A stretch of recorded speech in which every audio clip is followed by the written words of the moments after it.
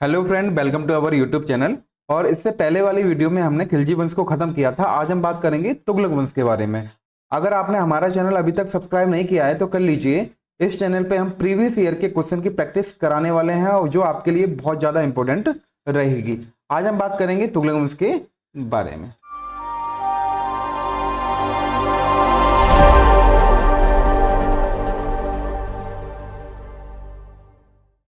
तुगलक वंश का जो समय था वो था 1320 से लेकर 1414 तक। दिल्ली सल्तनत में पूछा जाए सबसे लंबा शासनकाल किसका था तो वो तुगलक वंश का था। सबसे कम समय के लिए शासनकाल किसका था, वो खिलजी वंश के लिए था। इससे पहले वाली वीडियो में करा चुका हूं।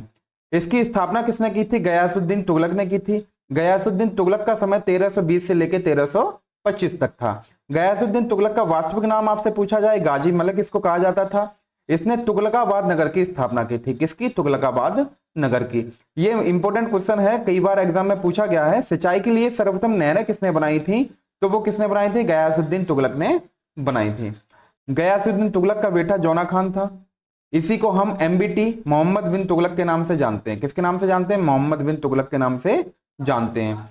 गयासुद्दीन तुगलक ने 1323 में जौना खान को कहां भेजा? तेलंगाना अभियान पर भेजा। कहां भेजा? तेलंगाना अभियान पर भेजा।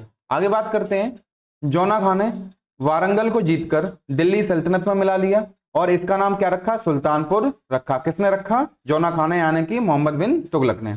गयासुद्दीन तुगलक के समकालीन रहे हजरत निजामुद्दीन औलिया। हजरत निजामुद्दीन औलिया, इनको गयासुद्दीन तुगलक ने महबूब ए इलाही की उपाधि दी। महबूब ए इलाही की।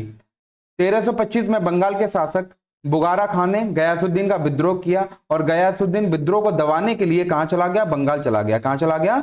बंगाल चला गया। अभी दिल्ली दूर है, ये किसने कहा था? ये कहा था औलिया ने गयासुद्दीन तुगलक से। ये इंपोर्टेंट क्वेश्चन है, पूछा जा चुका है।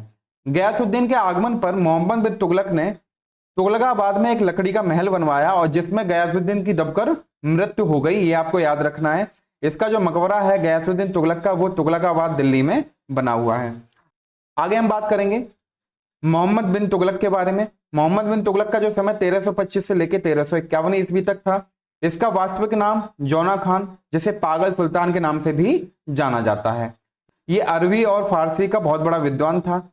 इसी के दरबार में 1333 में मोरक्को का प्रसिद्ध यात्री इब्नु बतूता भारत आया, जिसे मोहम्मद बिन तुगलक ने काजी नियुक्त किया। क्या किया? काजी नियुक्त किया। काजी यानी इस्लाम धर्म में धार्मिक न्यायाधीश। इस्लाम धर्म में धार्मिक न्यायाधीश। इब्नु बतूता ने पुस्तक लिखी किताब उल रहला। किताब उल रहला। किताब उल रहला में ही मोरक्को और दिल्ली के बीच व्यापार संबंधों का पता चला। इसी में विश्व का सबसे समृद्ध शहर किसे कहा गया? दिल्ली को कहा गया। और इसी से हमें पता चला कि मोहम्मद बिन तुगलक ने सती प्रथा पर रोक लगाई सर्वप्रथम।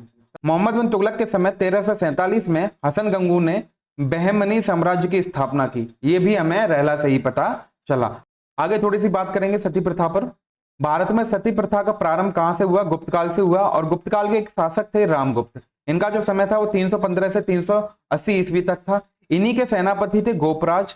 युद्ध में गोपराज की मृत्यु हो गई और उनकी पत्नी ने जलती चिता में कूदकर अपनी जान दे दी और भारत की प्रथम सती कही गई। इन्हीं को प्रथम सती माना जाता है भारत की। इसका साक्ष्य किसमें मिलता है? एरड़ अभिलेख में मिलता है। ये भी इंपोर्टेंट क्वेश्चन है, कई बार एग्जाम में पूछा गया है कि सती प्रथा का प्रथम उल्लेख किस अभिलेख में मिलता है? एरड़ अभिलेख में मिलता है। एरड़ अभिलेख को किसने लिखवाया था? भानुगुप्त ने लिखवाया था। ये भी आपको याद रखना है। सती प्रथा पर सर्वप्रथम प्रतिबंध किसने लगाया? फिरोज शाह तुगलक लगाएगा। इसके बाद हम पढ़ेंगे अकबर आगे चल के लगाएगा और फिर औरंगजेब लगाएगा। 1829 में प्रथम गवर्नर जनरल लॉर्ड विलियम वेंटिंग ने सती प्रथा का अंत किया राजा राम मोहन राय की सहायता से। राजा राम मोहन राय की सहायता से। मोस्ट इंपोर्टेंट क्वेश्चन है, कई बार एग्जाम में पूछा जा चुका है, आपको याद रखना है। आगे बात करें, मोहम्मद बिन तुगलक के समय सबसे ज्यादा विद्रोह हुए। सबसे ज्यादा विद्रोह हुए कितने हुए? कुल 34 विद्रोह हुए। उसमें से 27 विद्रोह दक्षिण भारत में हुए और 7 विद्रोह उत्तर भारत में हुए।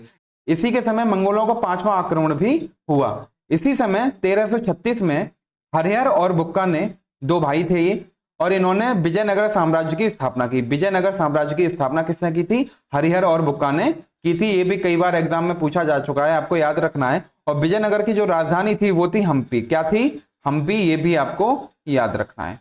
मोहम्मद बिन तुगलक के 5 विफल प्रयास कौन कौन से रहे जो सफल नहीं हो सके? राजधानी दिल्ली से दौलताबाद यानी कि देवगिरी महाराष्ट्र ले गया, खुरासान अभियान इसने चलाया अफगानिस्तान में और ये भी विफल रहा। दिल्ली सल्तनत में सबसे अधिक एक साथ वेतन कब दिया गया? मोहम्मद बिन तुगलक के समय दिया गया। इसने दोआब कर में वृद्धि कर दी और सूखा पड़ने के कारण वो भी विफल रही। बाद में इसी ने किसानों के लिए दीवान ए अमीर को ही बनवाया और तकावी ऋण की व्यवस्था की। ये भी कई बार एग्जाम में पूछा जा चुका क्वेश्चन है, आपको ये भी याद रखना है कि तकावी ऋण की व्यवस्था किस शासक ने की थी किसानों के लिए? तो मोहम्मद बिन तुगलक ने की थी।